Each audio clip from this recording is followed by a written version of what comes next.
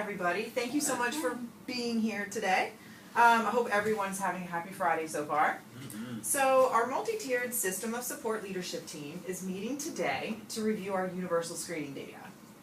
We will discuss our observations about core trends and then make supplemental and intensive recommendations for our PLCs.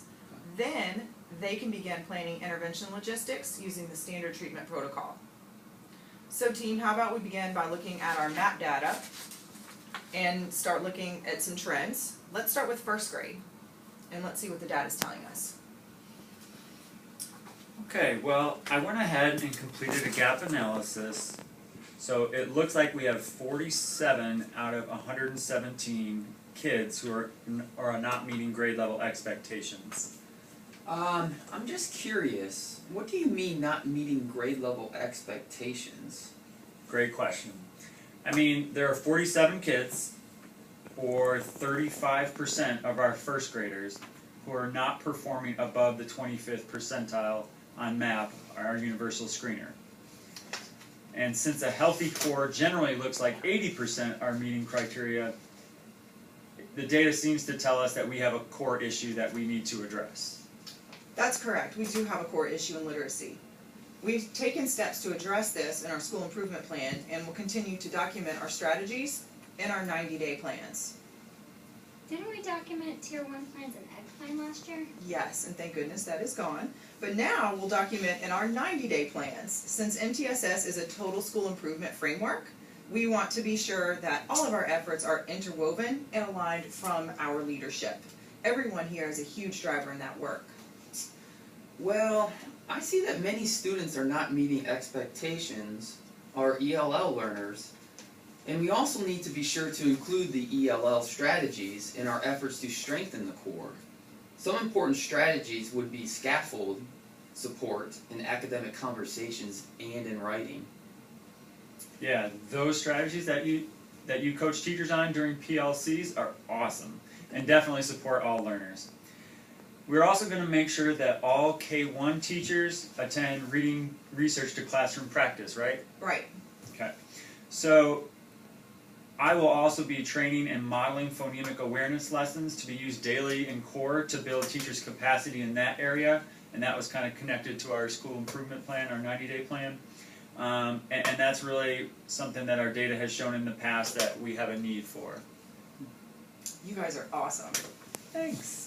I did notice that our lowest performers didn't always spend as much time as our high-achieving students on the test. What do you know about the fidelity of the testing environment? Specifically, did we ensure the testing environment was quiet, that the timing of the day was good for students, and that all equipment was working properly? Yeah, we did. The AP provided MAP testing training during the work days, and I popped into a few testing sessions, and I didn't see any problems, so I don't think that the testing session was a problem. Okay. How do these students compare to the students not meeting expectations in M class? Very similar, actually. There are 36% of students who are at the intensive level as measured by their DIBELS composite score.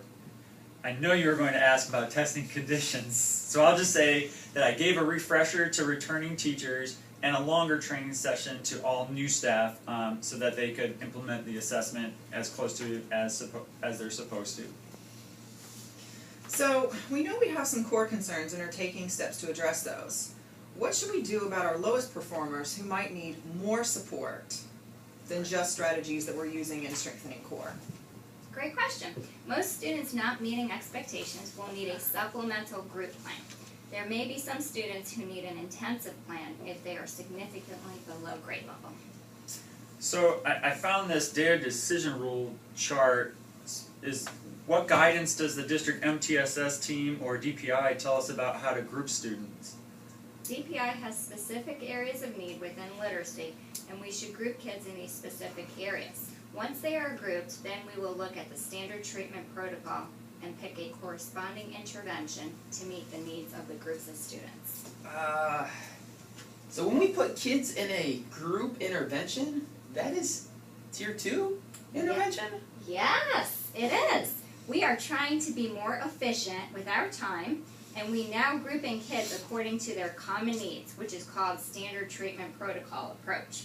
That is different from the past when we had individual problem-solving approach and basically gave kids individual plans. That is so awesome. That makes so much more sense. Yes, I think our teachers will really like these group plans, and we can use this flow chart that Jade shared with us to kind of guide our intervention decision rules. That'll be very helpful. So, speaking of which, let's go ahead and get back to our universal screening conversation. We know we're taking steps to address our core. We also know that some students will need more support through a supplemental plan. So let's look at our lowest performers in MAP and compare them with our students, our lowest students in the DIBELS composite to find some common specific areas of need. And figure out what we notice about the students in each of those areas. Well, I can see there are a lot of the same kids in the lowest 10% that are both in MAP and intense in the DIBELS composite. So why don't we start with the kids in the bottom 10%, since we're already working on some of the same areas in our core. Let's start with the lowest 10% in MAP and then see what their specific areas of need are in DIBELS. I'm just, what do you mean by the specific areas of need? So the specific area of need is given to us from DPI, and for first grade we're talking about phonemic awareness and phonics. There is a category for writing as well, but now we probably just need to start with phonemic awareness and phonics. Right. So let's start with the MAP list and group kids by phonemic awareness and phonics. Then, since I work with first grade, I'll work with them during their MTSS planning time to work out the logistics of how we're going to implement this standard treatment protocol and deliver the intervention during their intervention block time. Okay.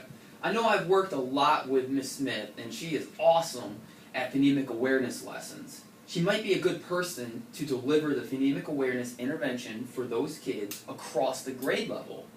I could also work with a group during the intervention block, as these skills I regularly work with my EL students. I like this thinking, Chris. And you're right, Ms. Smith does do a great job, so she's a good person to use for that. So let's start grouping the students and see how things shake out. Okay. All Sounds right. good.